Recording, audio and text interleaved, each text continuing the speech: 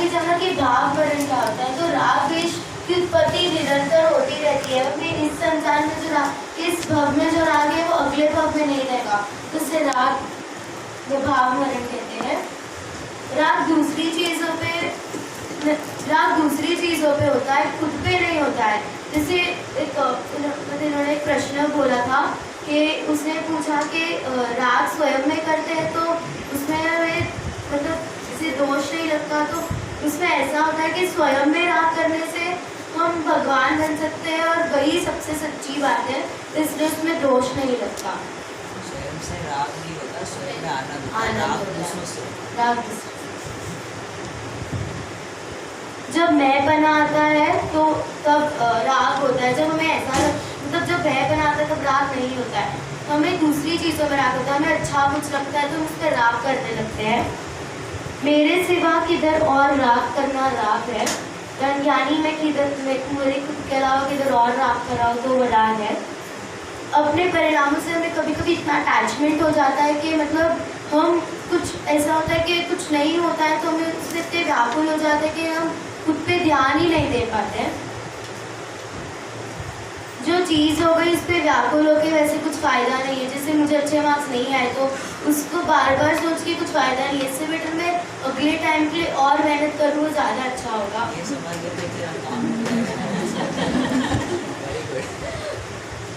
आकुलता मेरा स्वभाव नहीं है, निराकुलता ही मेरा स्वभाव है। मोह टूटने पर मेरा पूजा करना सार्थक होगा। हमने इतना पढ़ा पर अगर हमारा मोह नहीं टूटेगा तब तक ये कुछ काम का नहीं होगा। हर समय निजात्मा का रस झरता रहता है पर हमें कभी दिखाई नहीं देता है, और जब तक हमें दिखाई नहीं देगा तो तब तक ये पूजा करना सार्थक नहीं होगा।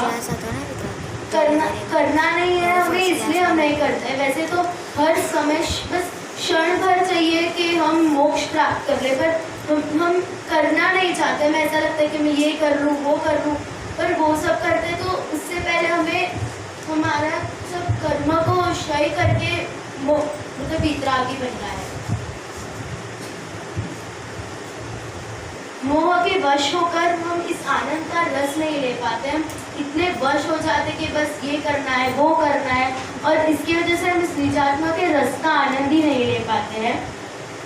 हम इस भव के भरोसे रहते कि बस आज हो जाएगा आज हो जाएगा आज हो जाएगा, लेकिन हम कर ही नहीं पाते हैं।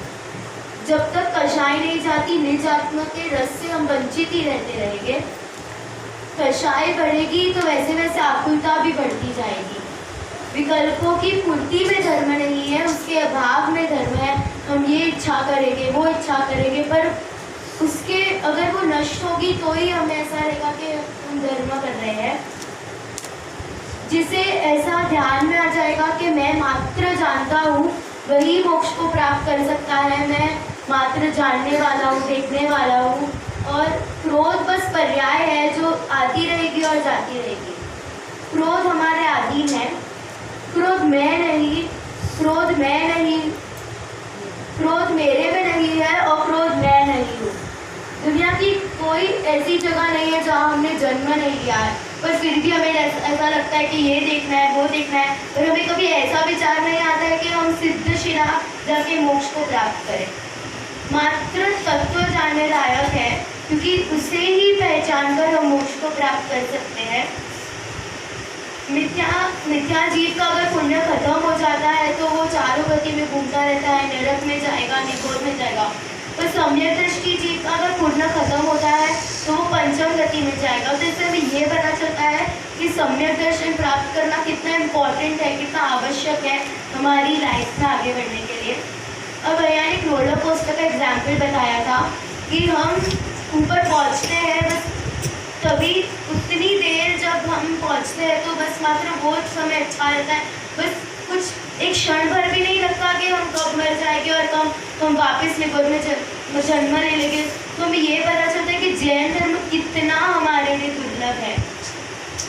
हमने नहीं किया अभी तो हमें फिर से 84 लाख योनियों के चक्कर ही काटने पड़ेंगे और फिर हम मोक्ष नहीं जा पाएंगे। जिसने हमारी आत्मा को पढ़ लिया है उसे जिनवाणी पढ़ने की जरूरत नहीं पड़ेगी। किसी को यदि भाषा नहीं आती, किसी को कुछ समझ में नहीं आता, फिर भी अगर उसने जान लिया कि मैं स्वयं का करता हूँ और किसी का करता नहीं हूँ, खुद को जानने में ही सबसे बड़ा सुख है, तो उसे ये पता चल जाएगा कि कुछ और करने योग्य ही नहीं है। धर्म की शुरुआत मैं जानने वाला हूँ इसी भाव से होती है कि मैं जानता हूँ। अगर हम कितना भी धर्म कर ले, हम दान दे दे, ये कर ले, वो कर ले, और यही चीज़ से शुरुआत होगी कि मैं जानने वाला हूँ। हम श्रृंगार करते रहते हैं हमारे पांचों इंद्रियों को, पर हमें उन श्रृंगारों को छोड़कर अपनी आत्मा का श्रृंगार करना है कि हम बस जानने वाले हैं। हमें बस इतना ध्यान में आ जाए कि निज लोक ही हमारा वास हो और हम वहाँ के वासी बन जाए, तो हम बस तुरंत मोक्ष प्राप्त कर लेंगे। हमें जो तत्व मिला है ये बहुत दुर्लभ मिला है। हमें गुरु मिले हैं, हमें देव मिले हैं, हमें जिनवाणी मिली है जो हमें बताती कि ये तत्व कितना दुर्लभ है। तत्व हमें इजीली मिल गया, इसलिए हमें ऐसा लगता है कि बस कुछ नहीं, हम उसमें ऐसे जानते नहीं हैं, तो हमें बहुत ही दुर्लभ भावना भी इसलिए समझ में नहीं आती है। तो इसलिए हमें तत्व मिला है, हमें बहुत अच्छे से ध्यान में आ जाना चाहिए। और उन्होंने कहा था अगर भाषा भी नहीं आती है तो बस खटक होनी चाहिए कि हमें जानना है और